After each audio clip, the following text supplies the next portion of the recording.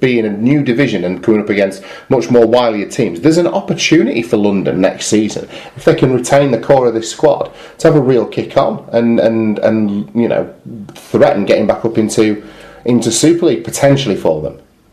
Genuinely, they've got some players who I feel can step up a level. They just need a couple, probably a more composed outside back to fit into the quality they've already got. Yeah. Or a fullback. I don't know. I like Alex Walker. I like all the players they've got across there, and I think Kieran Williams are very hard-working kind of guys and stuff like that. But I do feel like they need someone with a little bit more class and composure. The combination. Basically, if you give me Elliot Keir and Kieran Dixon together, do you see what I mean? That's the player you want. Yeah, absolutely. And they also need one or two more prop forwards. And I think the potential loss of Garside from the back of the pack is a strange one. Well, he's had some injuries this season. He's not really been a massive part of their season, has he, this year? But I think that gives them an opening in the squad to replace him with someone who maybe has an elevated level, because people might want to play for Henderson after what they've seen here. People might think he'll bring their game on and can take them from a top level championship player to a player who can aspire to Super League. And they need those sorts of players who are maybe dropping out of a Super League squad this year, but are good enough to get that second chance with an Andrew Henderson co-side. I think is a good shout. But we're talking about next year now. We're still on this year. So individually, who stood out for us? Joe Miller, 2 tries, 2 try assists, 2 clean breaks. Danny Craven, 2 tries and 119 metres, and Ryan Ince, 166 metres. That kid's got something in him. Yes. Marchioni for London with a try and 115 metres, and Matt Davis, tackle numbers flying off every week in this thing. 50 tackles, 12 of which were marker tackles.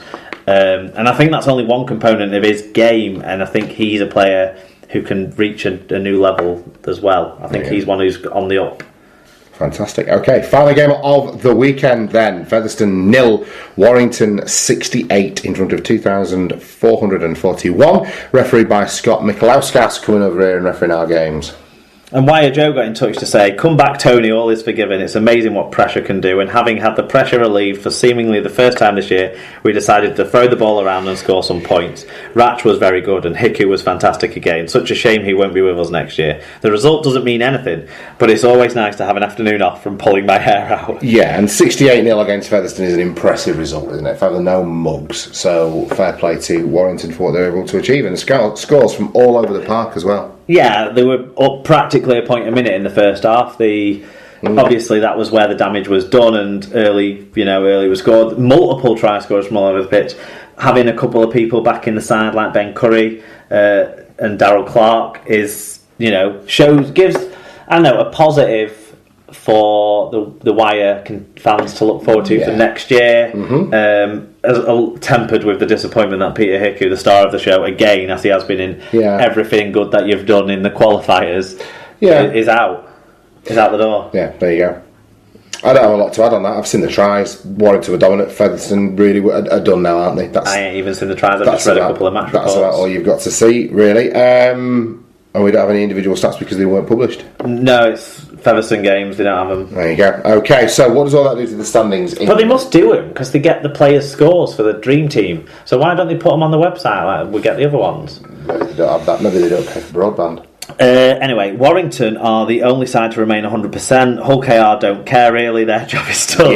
Widnes sit third with Catalan fourth, both on 8. That sets up a winner-takes-all game next week to decide who will be in the £1 million game. Lee will be their opponents, although they may still be able to host the £1 million game depending on next week's results. London will finish 6th. Featherstone and Halifax play off next week for 7th and 8th effectively because the points difference to London's too big. There you go. Okay, so what does all that do in terms of predictions and Super Brew then, Mark? You went 6 out of 8 this week. I went 5 out of 8. I believe it was London who let me down. There you go. Or Salford or someone. Did you pick Salford? Yeah, you windmilled for Salford. Yeah, but you picked... but I had Hull KR. You had Hull KR, yeah. Anyway, I was nearly vindicated in that one as cumulatively, you have a 7-win lead now, 143 to 136. Things are hotting up in the Super Brew. Chris Walsh stays at the top, but Dr. Bob Phillips is putting them under pressure now with a yellow cap wearing performance this weekend, closing the gap up there. And in the Dream Team, Stephen Bowie also stays top, but Vicky B has closed the gap a little with a week's best score of 798. Of course, they were both in the mid to high 700s with all their teams because they are a class above. True. Okay, well, there you go. That is the world of Rugby League taken care of in terms of Super League and the Middle Eights. Let's take a look at some results from elsewhere in the world of Rugby League.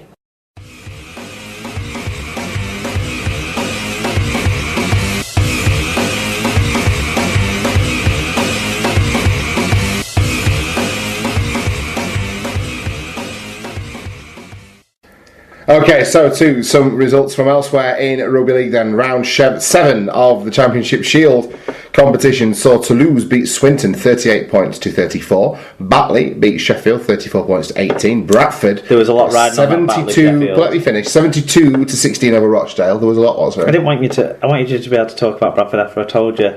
In the between Dan Fowler and Amy, there was a Nando's bill. Was there really? On the outcome of that game. Dan Fowler got his byline in League Weekly this week. Yeah. For this one as well, so congratulations. Well, he gets to see if he can get the Nando's redeemed next week, doesn't he? Because they will be playing again. They will indeed. Bradford were 72 points to 16 winners over Rochdale, I'll say it twice. And Oldham were beaten at home 22 points to 29 by Dewsbury. So, as things finish in the Shield, it's Toulouse in first, Batley in second, Sheffield a third with Dewsbury in fourth. So 1 play 4 and 2 play 3 next week. So that's Toulouse playing Dewsbury and Batley playing Sheffield. Then it's Rochdale in 5th, Swinton in 6th, Oldham 7th and Bradford 8th. And as we already know, the bottom two sides are relegated to League 1. Into League 1 then, and it was round 7 of the Super 8 competition, Toronto were 26 points to 14 winners over the Doncaster side. And Brian Davies, we already know he watched this one, he got in touch with his game review. He said, a record crowd of nearly 8,500 saw Donny give Toronto a really tough game. The Wolfpack had not trained much in the week, and Rhys Jack said they were allowed to party hard, so I expected them to be sluggish. Ultimately, though, they were too classy for the Dons in the end and opened up a little bit of a gap. Ryan Burrows had 2 tries correctly ruled out for forward passes, and it was that bit of execution that was missing. There you go. So elsewhere then, Barrow with 32 points to 18 winners over the Keighley Cougars. Workington lost the Cumbrian derby quite heavily, 6 points to 56 against Whitehaven. And it was York 24, Newcastle 26, which means the final standings in League 1 see Toronto in first place to be promoted, Barrow a second, Whitehaven third, York a fifth with York a fourth with Newcastle fifth. Yeah, you kind of flew over that York-Newcastle game, but that was huge in the final standings because it meant Newcastle were able to jump over Doncaster into fifth. Yeah. Which gets them a playoff berth. So they will play Barrow and Whitehaven will play York, with Doncaster in 6th, Keighley in 7th and Workington in 8th. Into the Shield then, Coventry were 58 points to 16 winners over the South Wales Scorpions. North Wales were... Sorry, yeah, the South whatever they are, they're going to be West of Wales Warriors or something next year or something, aren't they? Exactly. That team from South Wales.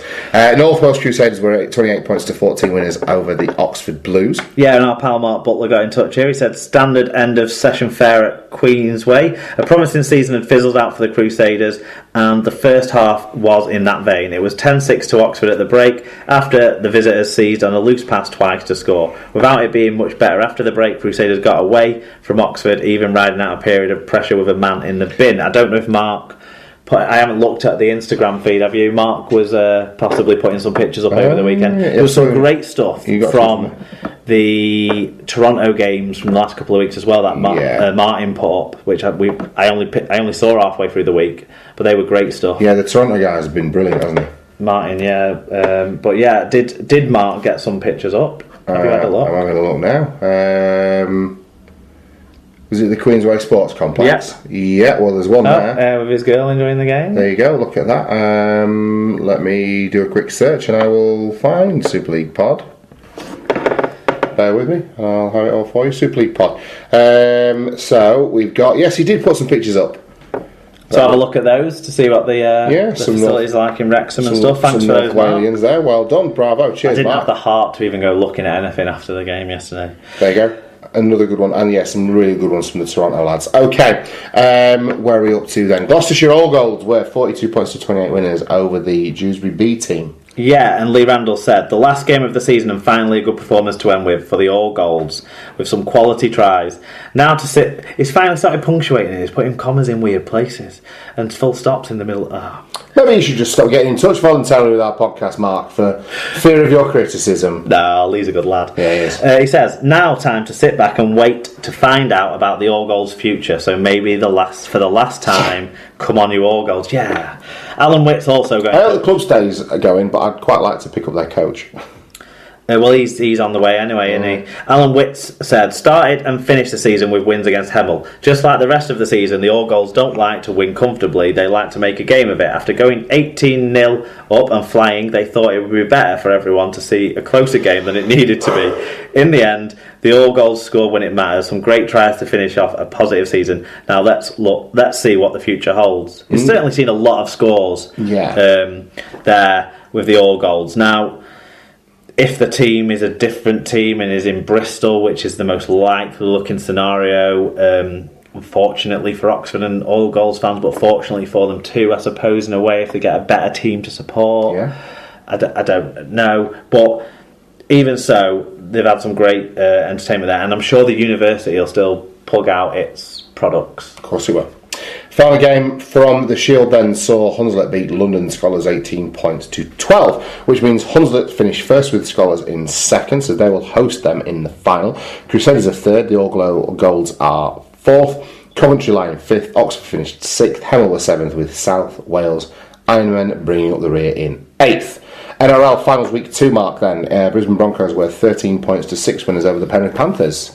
And Sarah Scoops got in touch. She said, first time I've watched an NRL game in I don't know how many years, but at least double figures. The game moves faster, but there are so many more handling errors. Panthers had a touch of Wakefield-itis and failed to capitalise on their possession. Highlight has to be the commentators slating the ref for stopping play for a player who was clearly out cold. Had visions of Steve-O joining in saying, it's not tiddlywinks. There you go. And the other game in the finals was the Parramatta versus the North Queensland Cowboys. It finished Para 16, North Queensland 24. We've got a Harry Jepson Cup update as well. Yeah, from Tim G.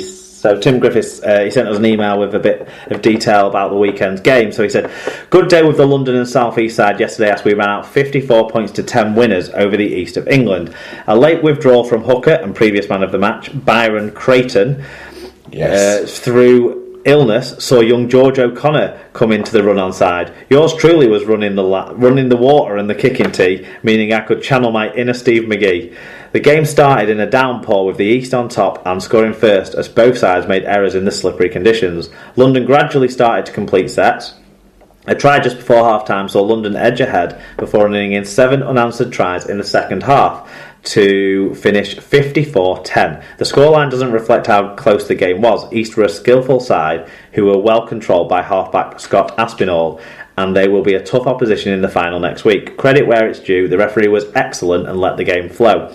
We had some decent celebrations after the game, so between aching legs and a sore head, this morning was a struggle. The final is next Sunday at Hemel again and promises to be a good encounter. Yeah, so any of our friends down that way, in the sort of south east or London area, get yourselves over to Hemel's facilities there and support Tim's lads. I'm sure.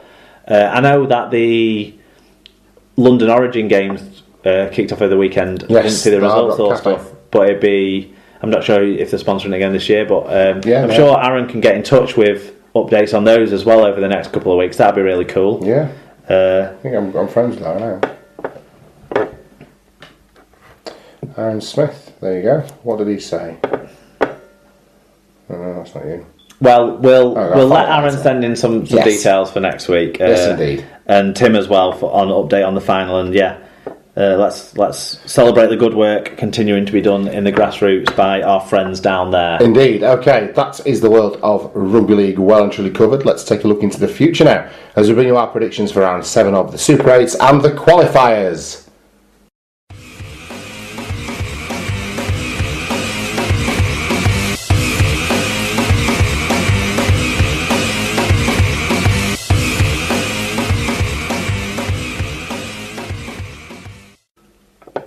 Okay, into the predictions then, and we figured out that with only one full round of fixtures left and some semi-finals and a couple of other games like the £1 million match and the grand final, that basically you have to get everything right and I have to get everything wrong for me not to win the tipping. So you've come up with a different strategy this week, Mark, haven't you? Well, I think there's so many important games where the outcome, because of the situation of the game,